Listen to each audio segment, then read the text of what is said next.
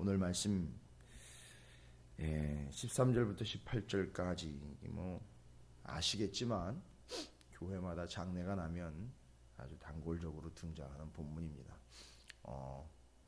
오늘 본문 말씀이 죽은 자에 대한 말씀이다라고, 죽음에 대한 말씀과 죽은 자에 대한 말씀이 같은 이야기인 것 같은데 조금 포인트가 뭐를 더 의식했느냐에 좀 차이가 있습니다.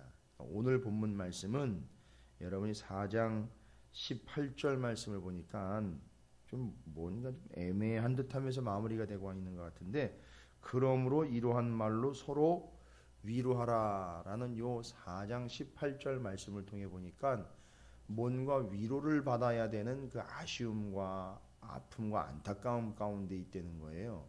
그건 뭐냐 하면 죽은 자에 대한 아쉬움과 안타까움이라는 거죠. 자, 이제 생각을 해보세요. 데살로니가 교회 성도들이 믿음이 없었던 게 아니에요. 그러니까 이거 뭐 죽으면 어떻게 되나, 야, 이 죽으면 끝인가, 뭐 이런 문제가 있었던 건 아니에요. 그걸 의심했다든지 죽음에 대해서 개념이 안 잡혀 있다든지. 물론 지금 사도 바울은 체계적으로 죽음과 죽음 이후의 세계에 대해서, 또 그 다음 뭐 다시 오심과 부활에 대해서 시간이 많지 않았기 때문에 일일이 다 항목별로 설명을 다 해주지 못하고 데살로니가 교회를 빠져나왔어요. 그래 보니까 일일이 다 자세하게 설명은 못 해준 그런 경향은 있습니다. 그래서 지금 다시 또 설명을 해주는 거예요. 실은 다 설명해 주지 못했기 때문에 다시 설명을 해주는 건데, 왜 지금 바울이 죽은 자들에 대해서 이야기를 하고 있느냐 하면 위로를 받아야 될 상황 가운데 있는 거죠. 왜냐하면 같이 신앙생활을 열심히 했던 사람들 가운데 먼저 하나님의 부름을 받는 사람들이 있더라는 거예요. 근데 실상 이 당시에는 어떤 믿음과 어떤 생각들이 있었느냐 하면 바울도 그랬습니다. 종말의 때라고 이끌어지는 이제 마지막 주님이 다시 오실 때가 가까웠다라고 생각을 했어요. 믿었습니다. 실제로. 그러다 보니까 여러분이 아시는 바대로 하면 복음서가 기록된 시기가 한 60년 이후부터고, AD 60년 이후부터고요. 지금 데살로니가 전서가 처음으로 기록됐다 해도 아무리 짧게 잡아도 4, 50년경 이렇게 넘어갑니다. 그러니까 주님이 오셨다가 초림하셨다가 돌아가시고 난 다음에 사람들은 어떻게 생각을 했느냐 하면, 그 당시 사람들은 주님을 직접 육안으로 보고 주님을 따라다니며 주님의 육성을 들었던 사람들은 대부분이 그런 생각을 했습니다. 내가 이제 곧 올 거다. 올라간 대로 다시 곧 내려온다. 다시 온다. 그러니까 그걸 그대로 받아들였어요. 일단은 그러니까 주님이 이제 자기들 죽기 전에, 본인들 죽기 전에 곧 올 거라고 믿음을 가졌어요. 그러다 보니까 생각해 보죠. 곧 오실 거니까 뭐 다른 것 준비할 거 없고 빨리 아쉬움 없이 이 세상을 잘 정리해서, 그렇다라고 지난 시간에 말씀드린 놀고 먹는 것처럼 팽개치고 그것만이 아니라 빨리 이것저것 엮이고 설키고 얽히는 것 없이 믿음으로 잘 정리하고 준비하고 있다가 주님이 오시면 아쉬움 없이 예 하고 같이 따라갈 수 있어야 된다, 이런 믿음이 있었어요. 그래서 주님이 곧 오실 거다. 실제로 사도 바울도 주님의 재림 때에 자기가 살아있을 것이다 라는 믿음을 가지고 있었어요. 그런데 살아가다 보니까 어떤 일이 생깁니까? 믿음 생활을 열심히 했던 이들이 하나님의 부름을 받아 가요. 생각을 해보십시오. 주님이 오시면 문제는 없는데, 주님이 오시기 전에 믿음 생활 열심히 했던 신앙인들이 먼저 죽는다는 얘기잖아요. 이때 고민이 생기는 겁니다. 이때 고민이 생겨요. 그러면 이 사람들은 어떻게 되는 겁니까? 주님이 오신다면 뭐 데리고 오신다 이런 얘기도 있고 부활한다라는 믿음이 있는데, 그러면 주님이 오시기 전에 죽은 사람들은 지금 현재 어떻게 지내고 있는 겁니까? 주님이 오시기 전에 죽은 사람들은 어떻게 되는 겁니까? 라는 질문이 생기는 거예요. 그러니까 그 질문에 대한 대답을 해줘야 되는 거고, 첫 번째가 오늘 본문이 그렇게 길지 않은데 그걸 일단 의식을 하고 있습니다. 주님이 오시기 전에 죽은 사람들은 어떻게 지내는 겁니까? 그 다음에 18절 이야기로 미루어 보건대 믿음 생활을 열심히 잘 하다가 주님이 오시기 전에 먼저 죽은 사람들 때문에 데살로니가 교회와 성도들은 마음이 어떤 거죠? 예, 아무리 소망이 있고 또 부활에 대한 믿음이 있다 하더라도 마음이 너무 아픈 거예요. 슬픈 거예요. 그러니까 눈으로 이제 보질 못하니까.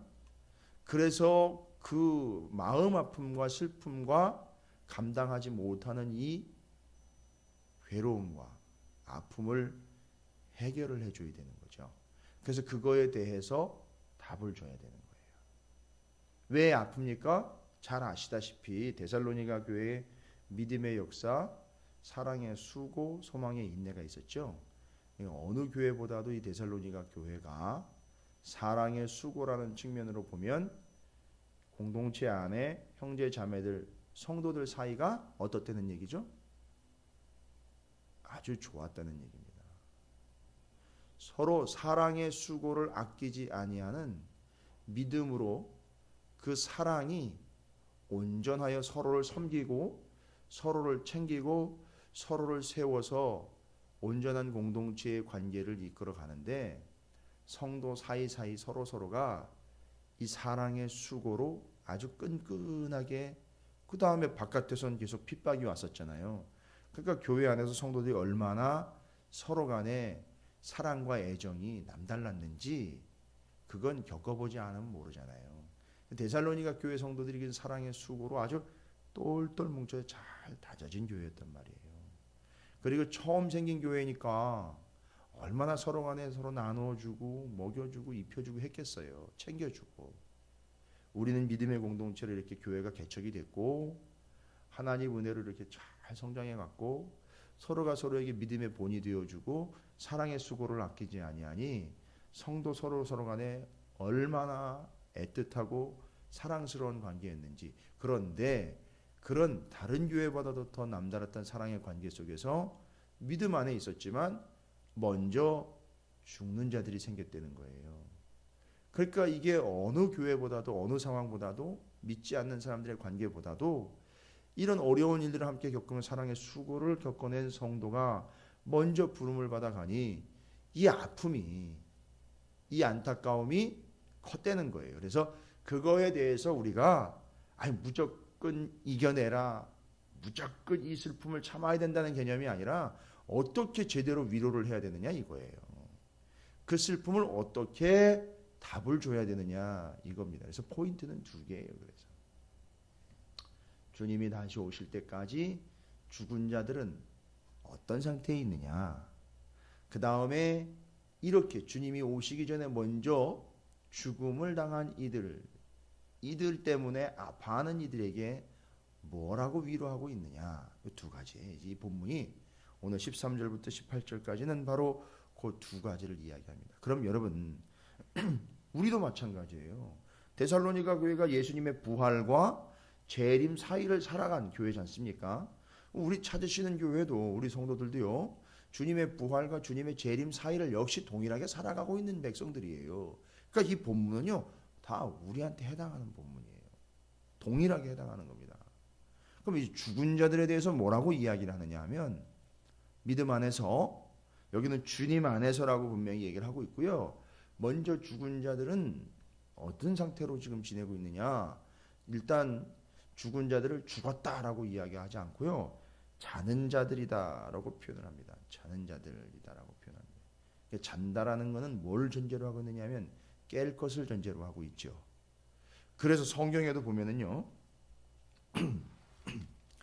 이 죽은 자들에 대해서 잔다라는 표현을 한 이유에 대해서 여러 가지로 근거를 대고 있는데 누가복음 20장 38절에 그 죽음에 대해서 이렇게 이야기를 합니다. 하나님은 죽은 자의 하나님이 아니요 살아있는 자의 하나님이시다. 하나님에게는 모든 사람이 살았느니라 하시니. 그러니까 지금 우리 입장에서는 죽었다, 안 보이니까 끝났다, 또 눈에 보이지 않고 만질 수 없으니까 다 사라져 없어진 것이다 라고 생각을 할 수 있는데, 하나님 입장에서 죽은 자와 산 자를 다 보니까 뭐라고 표현했습니까? 하나님에게는 모든 사람이 다 어떻게 돼 있대요? 살아있다는 거예요. 그러니까 이거는 여러분, 제가 말씀을 전하면서 또 정확하게 여러분과 정리해야 되는 부분이지만, 이 사실은 여러분의 이해나 동의를 구할 내용은 아니에요. 제가 이 말씀을 통해서 여러분을 이해시키는 거가 아니에요. 이건 하나님 입장에서 명확하게 하신 부분이기 때문에 믿느냐 안 믿느냐의 문제죠. 여러분이 이걸 이해하셔야 됩니다라고 제가 이런 이야기를 드리면 안 돼요. 그러니까 이건 여러분이 이해하고 동의를 구하는 일이 아니에요. 하나님 앞에서는 하나님은 명확하게 얘기를 하십니다. 죽은 자나 살아있는, 우리 육안으로 봤을 때 우리는 죽었다라고 이야기하는 그나, 지금 이렇게 우리 눈앞에서 볼 수 있는 살아있는 자나, 하나님이 보시면 다 어떻다는 거죠? 둘 다 살아있다는. 그래서 살아있다라는 표현을 쓰는, 육신으로 볼 수 있는 우리는 살아있다라는 표현을 쓰면 되는데, 죽은 사람은 이게 끝이 아니고 안 보인다고 없는 게 아니고, 소위 말하면 우리 이야기대로는 진짜 죽어서 없어졌다의 개념이 아니라 그 죽은 사람도 살아있다고 그랬으니까 하나님이 무슨 표현을 쓴 거예요? 잔다라는 표현을 쓴 거예요. 그 죽은 사람에 대해서. 왜냐하면 죽은 이도 살아있는 이도 하나님께는 다 현재 살아있는 상태가 돼야 되니까.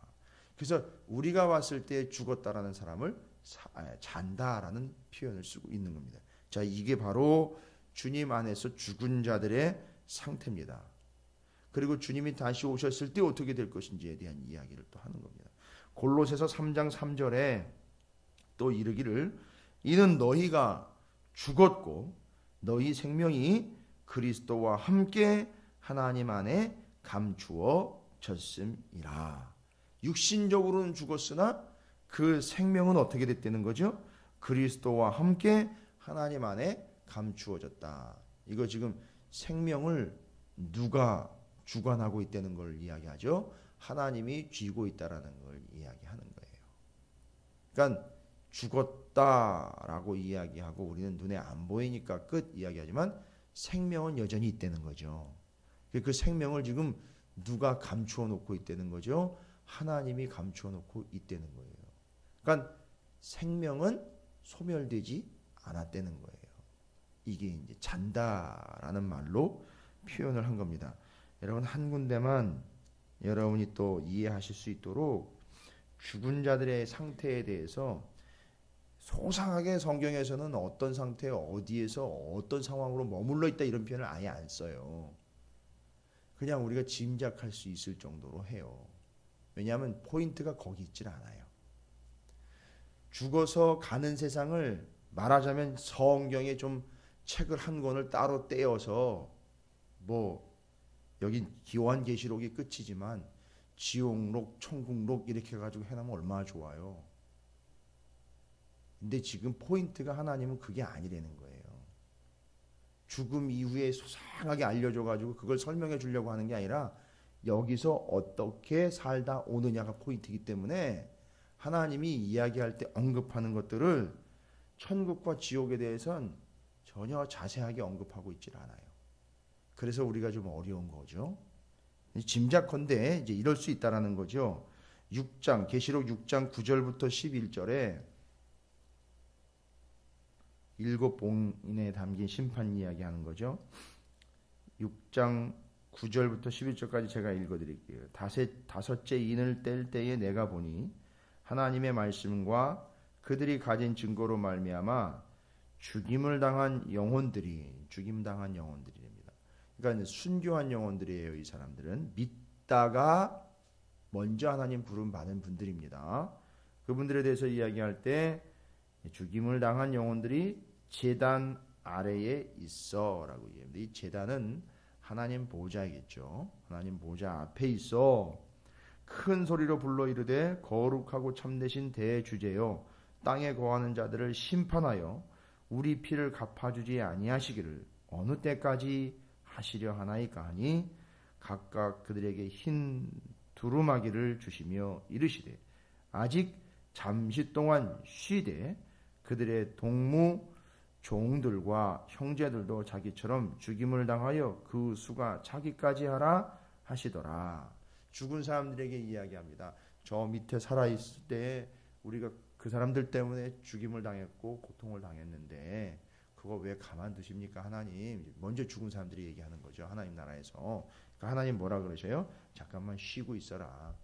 그 수가 차기까지 때가 될 때까지 더 죽고 그 수가 차고 상황이 되면 정리될 거다. 이렇게 얘기하시는 거예요. 쉽게 얘기하면. 그러니까 지금 먼저 죽은 자들은 하나님 그 제단 앞에 여전히 살아있다라는 얘기고요. 그리고 여전히 이 땅에 살아있는 사람들의 운명은 어떻게 된다고요? 그 수가 차게 될 때까지 여기서 살다가 죽음을 경험하게 될 거고 또 죽음은 어떻게 됩니까? 먼저 죽은 사람들처럼 하나님 제단 앞으로 갈 거라는 거죠. 그리고 거기서 살 거라는 얘기예요. 그러니까 지금 현재 아까 말씀드린 것처럼 우리가 봤을 때 살아있으나 죽은 자나 다 누구 앞에 있다는 거죠? 하나님에게는 살아있는 존재라는 거죠. 그러나 우리 눈으로 봤을 때 죽어서 안 보이니 이건 끝이 아니라 그걸 잔다라는 표현으로 쓴 거예요. 자, 그래서 이제 말씀을 이제 정리를 하는 거예요. 사도 바울이 그렇게 애틋하고 사랑관계 가운데 있었던 이들이 먼저 죽었기에 바로 이러한 사실들을 알려줌으로 그들을 위로하는 게 첫 번째 이 말씀의 목적이에요. 고민되고 아파하는 이들에게 사랑하는 이의 죽음 때문에 위로를 받아야 되는 이들에게 다른 걸로 위로하는 게 아니라 이 말씀과 이 진리로 위로를 해줘야 된다는 걸 이야기하고 있고요. 그러면 죽은 자들에 대해서 이야기할 때에 오늘 본문이 다시 뭐와 연결합니까? 죽은 이후의 상태를 이야기할 뿐만 아니라 주님이 다시 오셨을 때 재림 때에 이들은 어떻게 되느냐 이걸 얘기를 해요. 재림 때에 대해서 뒷부분에 가서 이야기를 하시죠. 14절에 보니까 우리가 예수께서 죽으셨다가 다시 살아나심을 믿을진데 이와 같이라는 거예요. 이런 스타일로라는 얘기예요. 이런 개념으로 이런 모습으로 라는 얘기예요. 쉽게 말씀드리면 주님과 똑같이 이렇게 얘기하는 거예요. 주님처럼 예수 안에서 자는 자들도 하나님이 그와 함께 데리고 오시리라. 언제요? 주님 다시 오실 때 데리고 온다는 겁니다. 그러면 시간상 이야기 잘 설명을 들으셔야 돼요. 우리가 주의 말씀으로 15절에 너희의 이것을 말하노니 주께서 강림하실 때까지 우리 살아남은 자도 자는 자보다 결코 앞서지 못하리라. 뭔 얘기하는 거냐 하면은요. 주님이 재림하실 때에 어떻게 하신다 그랬죠? 재림하실 때에 14절 말로 보니까 그 죽은 자들을 어떻게 한다 그랬습니까? 함께 데리고 온다고 그랬어요. 그럼 생각해 보십시오. 죽은 자들을 함께 데리고 오신다니까 우리는 봤을 때는 죽었는데 그 얼마 전에 벌써 몇십 년 전에 죽을 수도 있고 몇백 년에 근데 그 죽은 자들을 함께 데리고 오시니까 재림 때 지금 우리는 살아있는 상태에서 만약에 주님이 다시 오시면 죽은 자를 데리고 오니까 이 죽은 자가 죽은 상태로 오는 게 아니라 죽었던 자가 어떻게 돼야 돼요? 부활을 해야 되는 거예요. 그러니까 뭡니까? 재림 이전에 부활을 해서 주님이 부활한 죽은 자들을 데리고 이 땅에 오는 거예요. 그러니까 시간상으로 따지면 죽은 자들이 먼저 부활하는 거예요. 이 개념을 잡으시면 돼요. 그 얘기하는 겁니다. 우리 남아있는 자도 자는 자보다 결코 앞서지 못하리. 그러니까 먼저 죽은 자들이 부활하고 주님이 그들과 함께 재림합니다. 그리고 이제 16절, 17절에 보니까 주께서 호령과 천사장의 소리와 하나님의 나팔 소리로 친히 하늘로부터 강림하시리니 그리스도 안에서 죽은 자들이 먼저 일어나고 이야기하는 거예요. 지금 이제 먼저 일어났다는 거예요. 죽은 자들이 먼저 일어났다는 건 뭡니까? 벌떡 일어났다는 게 아니라 부활한 걸 얘기하는 거죠. 죽은 자가 부활하는 거예요. 그래서 먼저 부활했다는 걸 얘기하는 겁니다. 그리고 그 후에 17절이에요. 우리 살아남은 자들도 그들과 함께 구름 속으로 끌어올려 공중에서 주를 영접하게 하시리니 그리하여 우리가 항상 주와 함께 있으리라 라고 정리를 합니다. 이 16절 17절을 보고 이제 종말론을 연구하는 이들이 이게 소위 말하면 여러 가지 시각들이 있습니다. 종말론에 대해서 이야기할 때. 그래서 이 본문 한 절 가지고 17절 16절 요 부분 가지고 공중재림 해가지고 휴거설을 이야기를 합니다. 제가 여기서 틀렸다 맞다라는 이야기를 하고 싶지는 않아요. 휴거설에 대해서. 그러나 성경에서는 휴거라는 공식적인 표현을 쓰지는 않고 있고요. 요 모습을 보고는 만들어낸 게 휴거설이에요. 이걸 보고 만들어낸 게 휴거설인데, 여러분이 오해가 없도록 이 장면을 잘 정리를 해야 되는 게 뭐냐면, 시한무 종말론들과 또 세대주의적인 해석을 하고 있는 사람들이 좀 약간은 좀 극단적인 해석들이 있어요. 종말론에 대해서. 그럴 때 휴거론이 반드시 등장을 해요. 제 기억으로도 제가 학교 다닐 때 그 뭐 휴거라는 그 뭐 영화인가 이게 막 유행을 해가지고 뭐 꼭 봐야 되는 것처럼 얘기를 했는데, 꼭 봐야 되는 건 아니에요. 꼭 그렇다는 건 아니기 때문에 그래요. 근데 지금 이 표현은요, 바울이 뭘 의식하면서 이 표현을 썼느냐 하면 16, 17절을 잘 읽어보시면은 일단 16절은 하나님이 임재하실 때 구약 성경이나 이럴 때면 다 나와요. 이런 부분들. 그러니까 하나님의 임재 때에는 반드시 이런 현상들이 나타나고요. 17절에 공중재림이다라고 이야기를 하는데, 이 모습을 가만히 보니까 어떤 모습이냐 하면 로마의 황제가 백성들 앞에, 자기가 지배하는 식민지와 백성들 앞에 나타날 때는요, 땅으로 눈높이가 같은 눈높이에서 이렇게 등장하지 않아요. 영화라든지 이런 걸 보시면 다 아실 거예요. 원형 경기장이라든지 어떤 큰 건물이라든지 왕궁이라든지 이런 걸 보면 구름대같이 사람들이 막 몰려 있어요. 그 앞에. 그죠? 막 몰려가지고 환호성 지르고 막 그 황제가 나타날 때를 기다리고 있다가 황제가 테라스 쪽으로 이렇게 내지는 그 경기장의 그 가운데나 끝 맨 꼭대기에 쫙 등장을 합니다. 손을 들면서 딱 등장을 해요. 그러면 이제 그 모여 있는 사람들이 막 환호성을 지르고 막 손을 흔들면서 난리가 나는 거예요. 여러분, 그 모습을 바울이 인용을 한 거예요. 그러니까 이제 그런 모습처럼 주님이 오신다는 거예요. 그러니까 여기서는 지금 주님이 어떻게 오실 거에 대한 포인트를 잡고 그걸 설명하려고 한 게 아니라 죽은 사람들의 상태를 설명하다 보니까 여기서는 휴거설을 이야기하려고 바울이 이걸 얘기한 게 아니에요. 단순히 그냥 주님 다시 오실 때에는 마치 로마의 대황제가 군중들 가운데 임할 때에 그들 머리 위에서 임하는 것처럼 꼭대기에서 모여있는, 구름처럼 허다한 이들이 모여있는 이들 가운데 임재하게 되는 것처럼 황제가 오는 모습을 주님 다시 오실 때의 모습으로 설명을 그냥 빗대어서 한 거예요.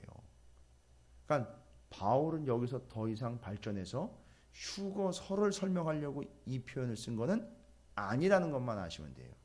그러면 여기서는 휴거설을 끌어냈다라고 그건 이단이다, 틀렸다 이렇게 얘기할 필요도 없고, 그걸 또 뭐 아니다라고 이야기할 필요도 없는데, 바울이 이야기한 거를 너무 오버하지 말고 이 본문의 포인트는 뭐라 그랬죠? 죽은 자들이 지금 어떤 상태인가? 주님 다시 오실 때 죽은 자들은 어떻게 되는가? 이걸 관점을 잡아야지 주님이 어떻게 오시는지 휴거설에 대해서 설명을 하려고 이 본문이 기록된 것 자체는 아니라는 것만 아시면 돼요. 그래서 죽은 자들 때문에 아파하는 이들을 위로해야 되는데 어떻게 위로하는가? 이제 두 가지로 위로하면 됩니다. 정리할게요. 어떻게 위로하면 됩니까? 그들은 하나님 앞에 다, 우리 살아있는 자나 죽은 자나 하나님께는 다 어떤 상태다? 살아있다. 그러니까 지금 육신으로 볼 수 없으니까 누워있고 육신은 썩어져 간다는데 그 상태를 우리 표현으로 하면 자고 있는 것이다 라고. 그 다음에 주님이 다시 오실 때에 우리보다 먼저 죽은 이들은 어떻게 되는 거죠? 우리보다 먼저 뭐 하는 거죠? 부활하는 거예요. 아, 그러니까 살아있는 자도 그들을 앞설 수는 없는 것이로구나. 그래서 죽는 자에 대한 아쉬움이 어느 정도는 해결이 되겠죠. 아, 우리보다 먼저 부활하는 거구나. 죽어서 끝이 아니로구나. 우리가 지금 이렇게 아쉬워하고 안타까워할 일이 아니로구나. 이렇게 받아들이는 거예요. 그러니까 먼저 죽었지만 이 사람들이 불쌍하거나 비참한 게 아닌 거예요. 부활 때 보면 누가 먼저 부활해요? 죽은 사람들이 먼저 부활한다는 거예요. 기가 막힌 사실 아닙니까? 그러니까 그거 가지고 위로 받으라는 거예요. 불쌍해서 어떡하나, 먼저 죽어서 어떡하나, 저거 어떡하나 이러고 주저앉아 있지 말고 오히려 주님 다시 오실 때는 그들이 먼저 부활한다는 거. 대단한 사실이다. 이걸로 위로받으라는 거예요. 그 다음에 죽은 자의 현재 상태는요, 다른 걸 이야기하려고 하는 게 아니라 4장 17절에 보시면 17절 끝에 그리하여 우리가 항상 주와 함께 있으리라. 이것보다 앞서서 17절에 그 후에 우리 살아남은 자들도 그들과 함께 구름 속으로 끌어올려 공중에서 주를 영접하게 하시리니. 자, 본문이 이야기하고 있고요. 한 군데만 더 볼게요. 5장 10절을 보세요. 데살로니가전서 5장 10절. 이제 이야기하려고 하는 핵심이 예수께서 우리를 위하여 죽으사 우리로 하여금 깨어있든지 자든지예요. 여기는 아예 살아있는 사람을 뭐한 사람이라고요? 깨어있는 자고, 죽은 사람을요 자는 자라고 이야기하고, 살아있으나 죽어있으나 주님이 원하시는 건 뭐예요?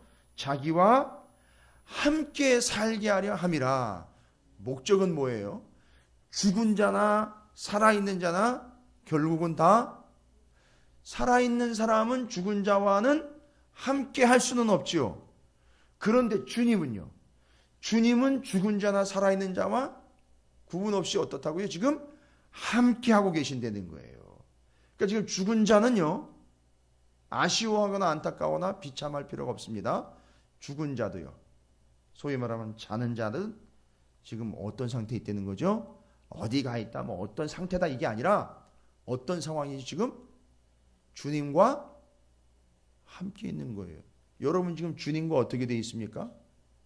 함께 있죠? 요것처럼 똑같이 죽은 자도 주님과 함께 있다는 거예요.